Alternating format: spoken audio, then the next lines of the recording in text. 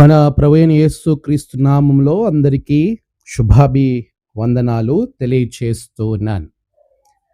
Easter తర్వాత 3వ ఆదివారం కొరకు ఏర్పాటు చేయబడిన దైవలేఖన భాగములు విలాప వాక్యములు 3వ అధ్యాయము 18 నుండి 26 వచనాలు, హెబ్రీయులకు రాసిన పత్రిక 4వ అధ్యాయం 14 నుండి 16, యోహాను సువార్త 14వ అధ్యాయం 1 నుండి 11. ఈ 3 పాఠ్య భాగాల ఆధారంగా నేను ఏర్పాటు చేసుకున్న అంశము గొప్ప దేవుడు మన యేసు. గొప్ప దేవుడు మన యేసు. మన ప్రభువైన యేసు క్రీస్తు అతి పరిశుద్ధ నామములో మీ అందరికీ శుభాభివందనాలు తెలియచేయచ్చు ఉన్నాను. ప్రియులారా, దేవుని యొక్క సన్నిధిలో మనమందరము ఏ విధంగా మరొక పర్యాయము ప్రభుని ఆరాధించే ధన్యత ఆయన మనకు దయచేసి ఉన్నాడు. క్రీస్తు ప్రత్యక్షతా దినములలో మనమందరము కూడి ఏ విధంగా ఆరాధించటానికి, ఆయన నామాన్ని బట్టి స్తుతించటానికి దేవుడు మనకిచ్చిన ఈ మంచి సమయం ఎంతో గొప్పగా మనకి ఆశీర్వాదకరంగా ఉన్నది. ఈరోజు 3 పాఠ్య భాగాల నుండి మనము ఏక అంశముగా గొప్ప దేవుడు మన యేసు అనే ఈ అంశము మనం అర్థం చేసుకోవడానికి ప్రయత్నం చేద్దాం. ప్రియులారా, మన యేసయ్య గొప్ప దేవుడిగా ఎందుకు ఎంచబడ్డాడు? యేసు ప్రభువు వారు అన్ని నామాల కన్నా పైనామముగా ఎంచబడ్డానికి, ఉన్నతమైన దేవునిగా ఆయన జాబితాలోకి చేర్చబడటానికి ఈరోజు ప్రపంచమంతా మనం జ్ఞాపకం చేసుకుంటే ఎక్కడా లేనంత రీతిలో ప్రభు నామము హెచ్చింపబడడానికి గల కారణాలను పాఠ్యభాగముల నుండి మనము గమనిద్దాం.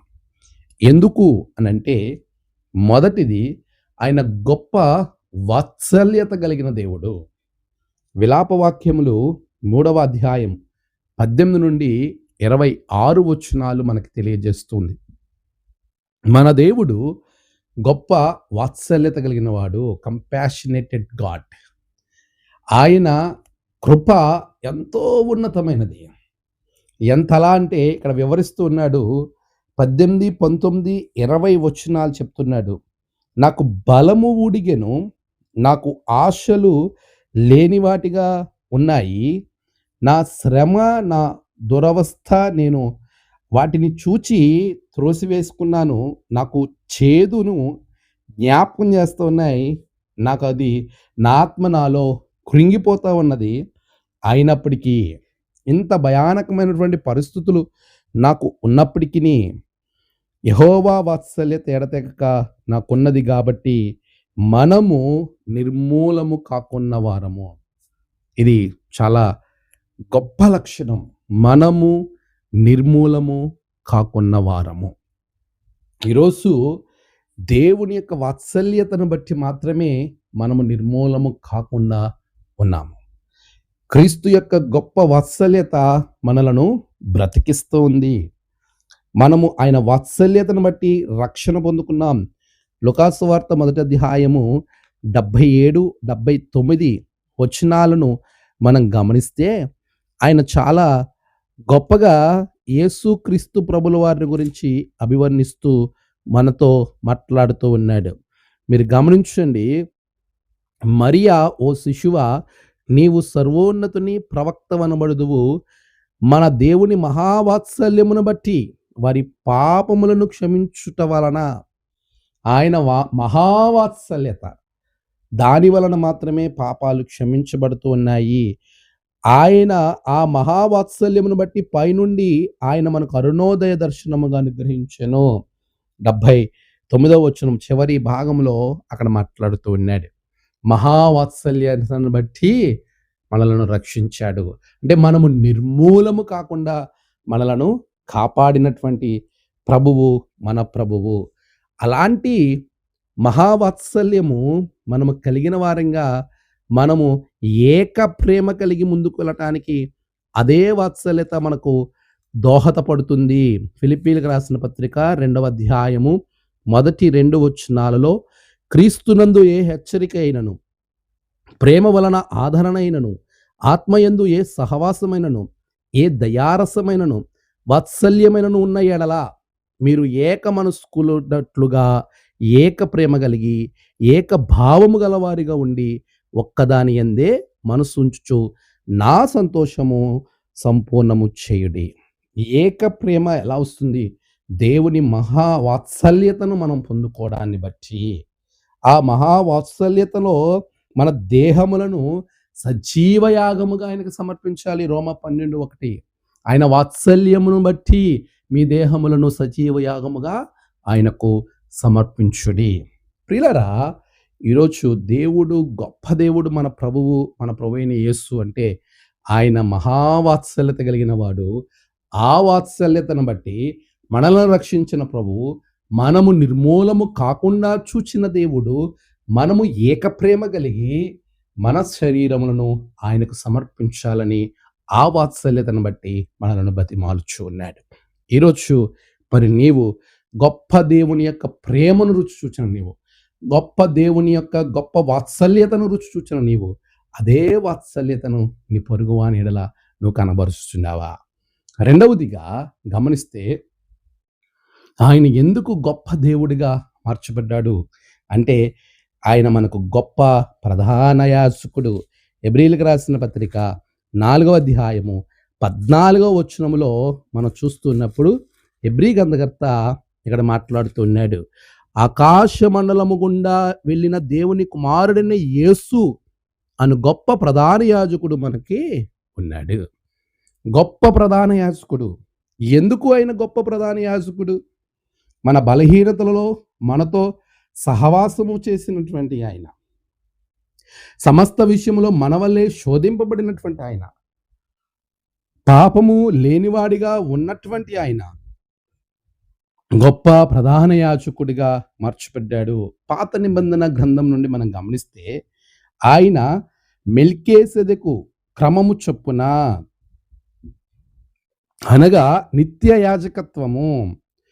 మనము ఆదికాండం 14వ అధ్యాయము 18-20 వచనాలు, కీర్తన 114 వచనములో మనం గమనించినప్పుడు ఆయన ఒక రాజు యాజకుడు. మెల్కీసెదెకు రాజు క్రమము, ఇది క్రీస్తు యొక్క ప్రవచనముగా కనబడుతుంది. అహరోను యాజకత్వము, నిర్గమాకాండం 28వ అధ్యాయం 1వ వచనం, లేవీకాండం 16వ అధ్యాయం 32-34 వచనాలు, ఇశ్రాయేలు ప్రజలకు బలులు అర్పించిన ప్రధాన యాజకుడు యేసు ప్రభుల వారు మనందరి కొరకు బలి అయినటువంటి ప్రధాన యాజకుడు. ప్రాయశ్చిత్తము గురించి వ్రాస్తూ లేవీకాండం 16వ అధ్యాయంలో ప్రతి సంవత్సరము ప్రాయశ్చిత్తం ఇవ్వాలి, కానీ అందరి కొరకు ఒక్కసారి క్రీస్తు ప్రాయశ్చిత్తార్థ బలిగా సిలువలో తన ప్రాణము పెట్టాడు. బలి వ్యవస్థ, లేవికాండము 7 అధ్యాయాలు, అన్నిటి కొరకు క్రీస్తు ఒక్కసారే బలి అయ్యను. పవిత్ర స్థలము గురించి మాట్లాడుతూ ఉన్నాడు, పవిత్రత కలిగినటువంటి వారి గురించి మాట్లాడుతున్నారు. అవన్నీ క్రీస్తులో నెరవేర్చబడ్డాయి అని మనం చూస్తున్నాం.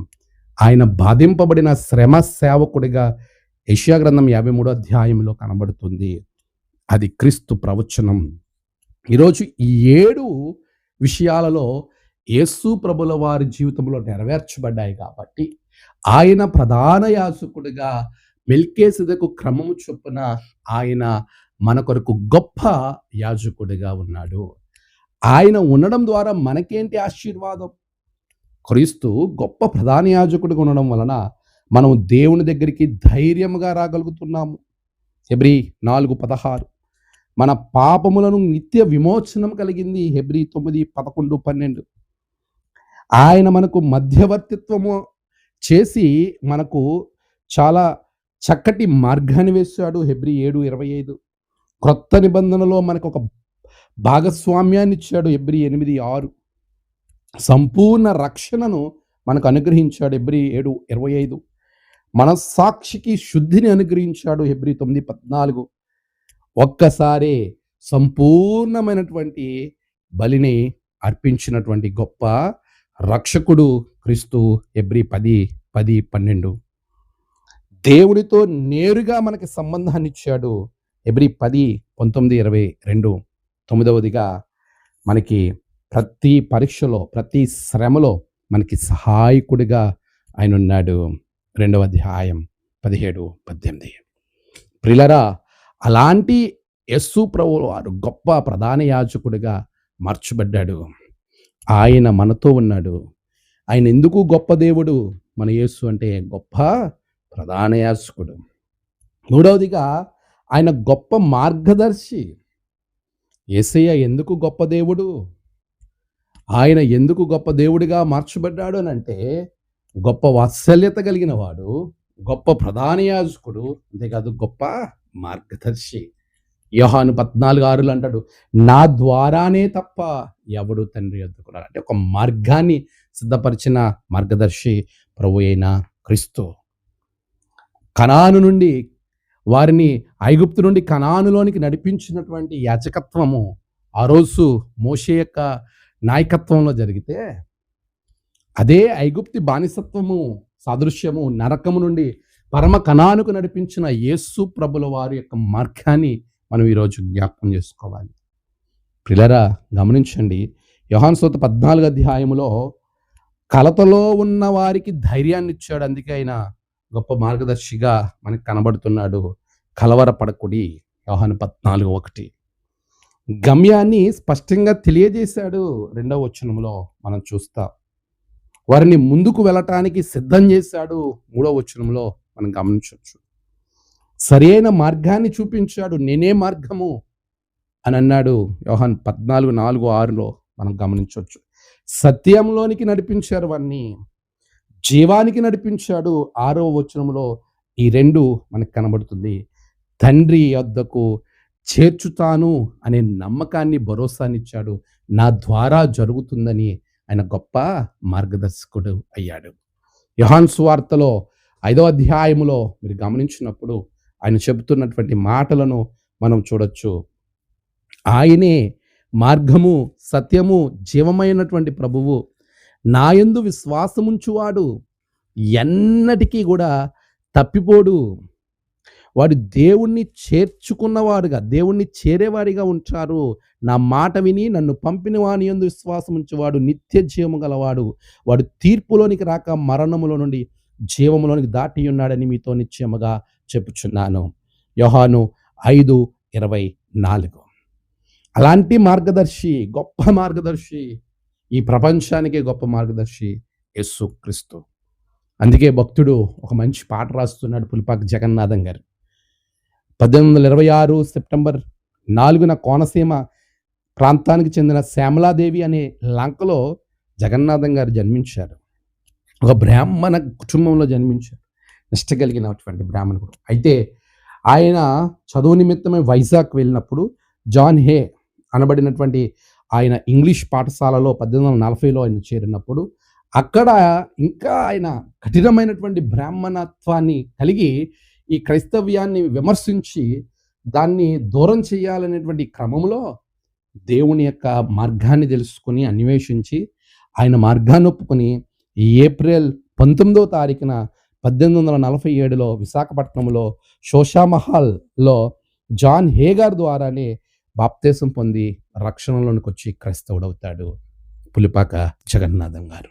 ఆయన రాసినటువంటి అనేకమైన కీర్తనలో ఒక గొప్ప కీర్తన 60వ కీర్తన, గొప్ప దేవా నాకు తండ్రివి, ఆకాశమందు గొప్ప దేవా నాకు తండ్రివి, తప్పకుండా వత్తు నీ దరికి, యేసునామమందు గొప్ప కరుణ చేత నన్నిప్పుడు తన చేర్చుకొనుము అని అంటూ ఆయన అంటాడు, మీది రాజ్యమందు చేర్చుము కరుణా సముద్ర, బేదనైన నన్ను కరుణచ్చే సోదరులను అని చెబుతూ గూడికొనుచు మోదమొప్పగా నీదు సేవ బాదుకొనుచు నుందును నీ పాద పద్మములను బట్టి అని ఆయన ప్రాధేయపడుతూ ఆయన గొప్పతనాన్ని కొనియాడుతూ ఈ కీర్తన ఆయన రాయడం జరిగింది.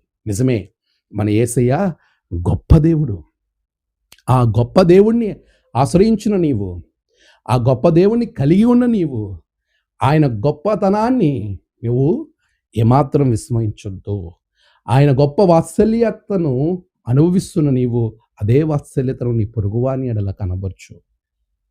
ఆయన గొప్ప ప్రేమను కనబరచాలి మనము.